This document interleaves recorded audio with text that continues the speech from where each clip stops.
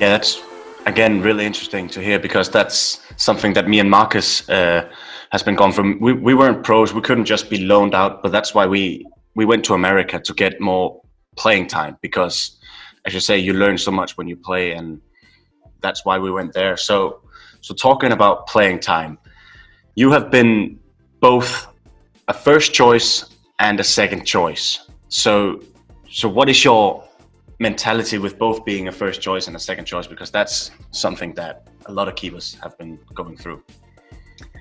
Well, yeah, I've been first, second, third, fourth choice. So I've been in every position, and every position has its own, challenges and obviously own benefits. Of course, ultimately we're professional footballers. So anyone who gives you a job to be professional football each and every day, then you're grateful for it. And ultimately, there is no secret.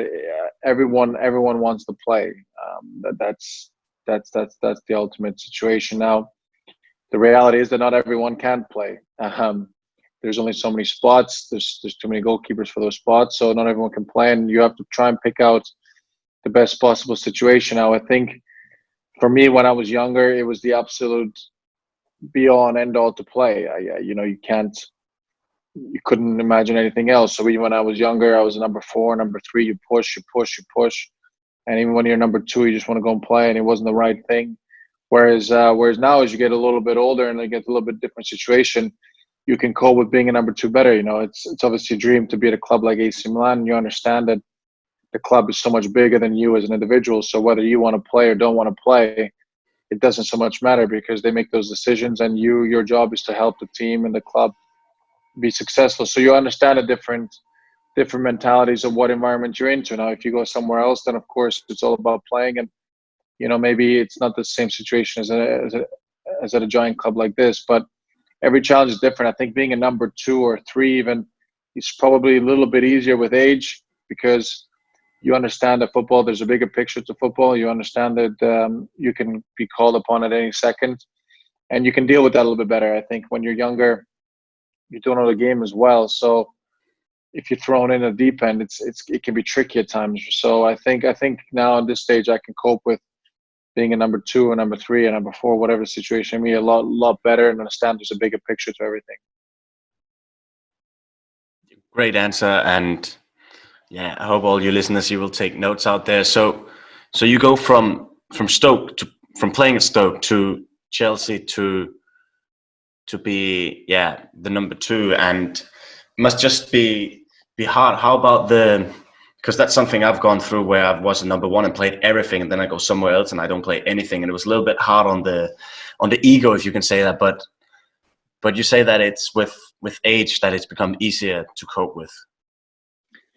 Well, it's a tricky one, right? Because you know, I like you said, I went through the ranks, loan, Portsmouth, Stoke, played all the time, but also like you're a competitor, right? And there's levels in football. There's like the elite level and clubs and everything, and everyone wants to always go to the top. Like we play the game to be at the best we can be, to be at the level, at the highest level that we can be, and push each other on. So when I was playing at Stoke and everyone else, like my goal was always to play, to challenge, to go and go up again another level and compete for trophies and be with the best players and play against and with the best players every day and challenge myself and all that kind of stuff. So there was always that time of when is the right time to move on, and there's opportunities that come and go.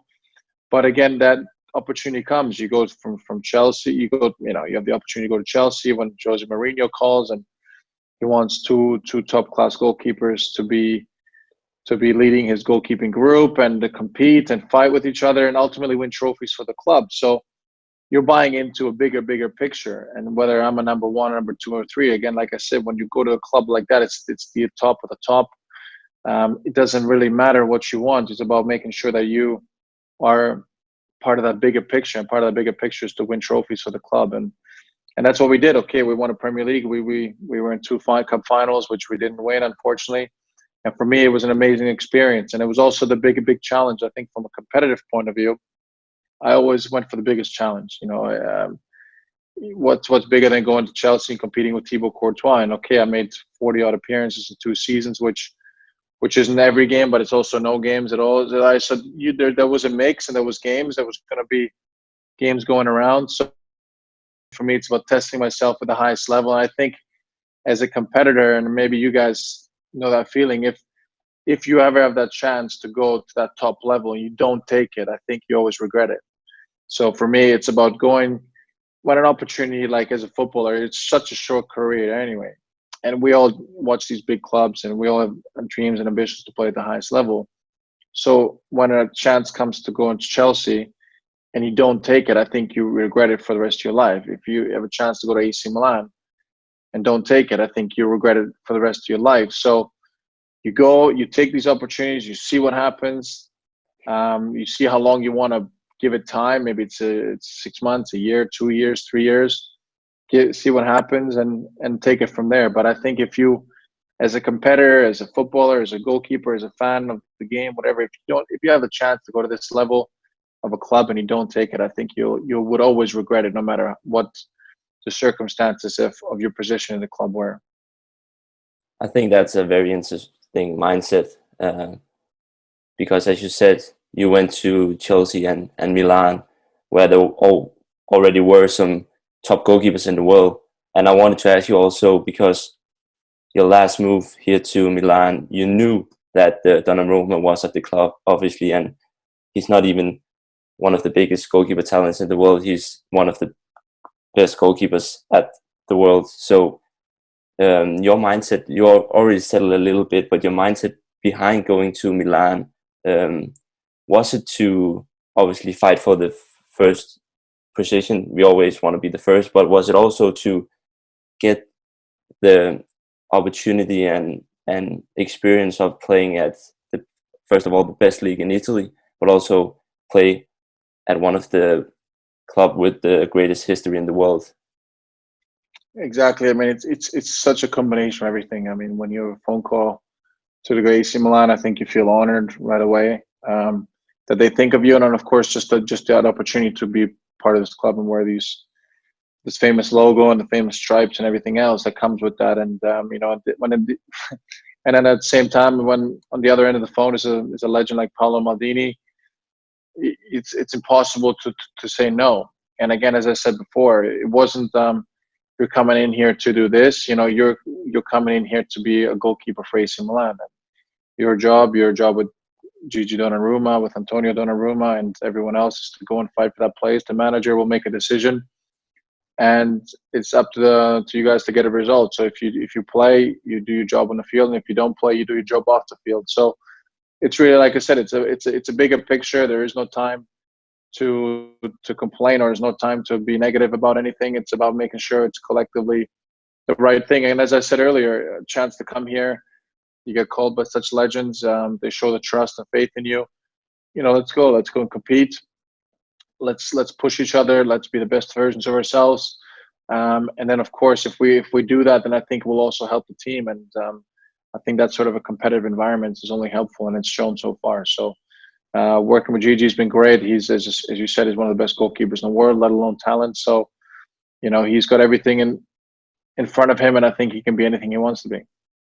Yeah, I agree. And talking about Chelsea and Milan now, how would you rate and compare Serie A compared to the Premier League? Not just with the teams, because we all know the teams and stuff like that, but I would maybe break it down to goalkeeping, because I know that the styles in Italy is very different to the styles in England, and the style of the coaching and the sessions must be a lot of different in England than it is in Italy right now.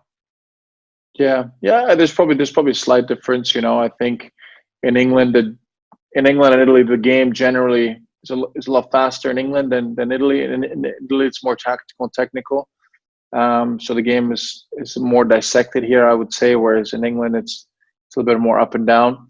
And I think that revolves in the goalkeeping. I think when the goalkeeping sessions, it's very much dealing with different scenarios, lots of multi-ball, making decisions, being very alive in the game, where here again it's more situational, one ball, technical and tactical drills, based on what you do in the game. So I think both the game and the goalkeeping training techniques go hand in hand, and that's the main difference you'll see.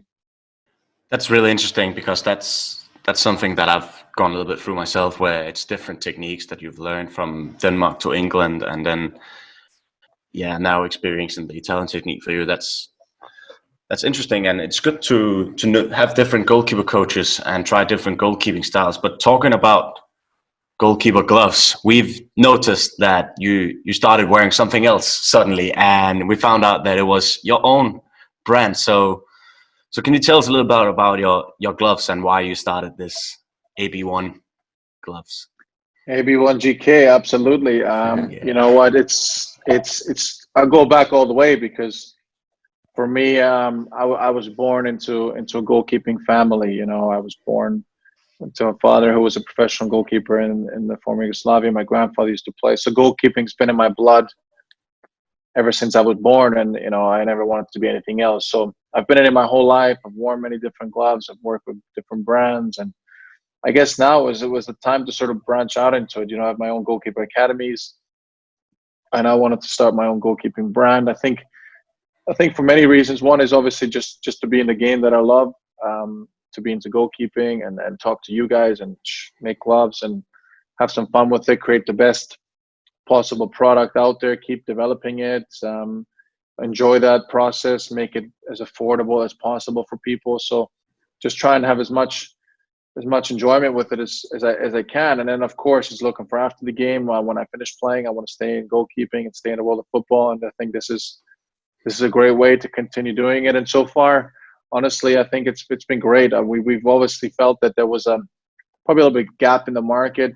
We can be a one-of-a-kind brand, because I don't think there's any other goalkeepers in the world that have their own brand. So, and I think the next generation, I think kids and everyone can kind of relate to each other, because you have that personal feel, you know, oh, okay, well, if Asmir is wearing it, I'm going to wear that same glove. And it's not, okay, well, Adidas is wearing it, it's a global brand. And I think most kids in general, goalkeepers coming up, they're probably going, oh, I'll wear that glove because, you know, David De Gea is wearing it, or because Gigi Donnarumma is wearing it. And I think this is now a more very personal connection with someone like myself and our other endorsees. And I just think it's a lot of fun. I think it's great. You know, I think we're doing some really good things. A good job in developing these gloves. Our team that we have in place is awesome, and we're growing all the time. So it's been a lot of fun, and you know, the feedback's been really good, and I think we've created a really good product, and you know, we're going to try and continue to make even better gloves and goalkeeper products going forward.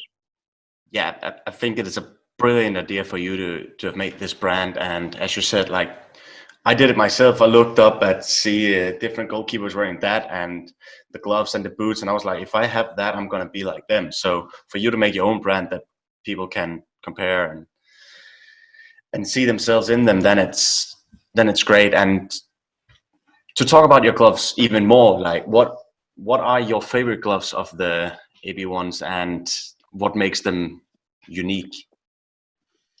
Well, we've been going for just over a year now. Yeah, I mean, I'm losing track of time. So we've gone just over a year now. Our first major and important range was the Impact Uno range, where we have a negative cut, we have a roll finger cut, we have a surround cut, which is almost a hybrid between a roll and a negative. So people are now pushing those boundaries, and I like that feel as well. So we've created everything, I think, for goalkeeper that needs to be there. And so far, you know, I generally, for games in most matches, I wear the negative Impact Uno Icon glove, which is our signature sort of glove. But it's just made some personal preference. I mean, in training, I'll wear all the gloves. I test them all out. I wear all different ones to show that I trust the product. And then it very much becomes on personal preference. You know, you'll just have someone, you know, one of our goalkeepers, listen, I've just worn roll finger for my whole career, so I'm not going to change. And that doesn't mean one glove is better or worse. It's just a personal preference on style and fit that they like. So that's been over the last 12 months. That's been our signature range. We're going to continue to develop that. And now, obviously, we have some very exciting news coming out in the next 10 days or so, beginning of August. We have some people have seen a teaser on our social media. We've got a new range coming out on top of the Impact Uno range, which is called the Undici range. So I won't give too much away, but it's, I think, a huge step for us in the right direction in terms of our product development, in terms of being connected to the modern goalkeeper. So, I think we're going to have absolutely every glove type covered. I think we're going to have everything that a goalkeeper could ever have covered. We have our products now. We have our padded base layers and general base layers, and everything's really coming together now for us to be a very serious goalkeeping brand. And people have shown us a lot of support with it. We're growing now with online retailers and our partnerships and academies. So it's been really good so far, and we can't wait for the future. We're excited about everything, and we're going to try and continue to grow and do our best all the time.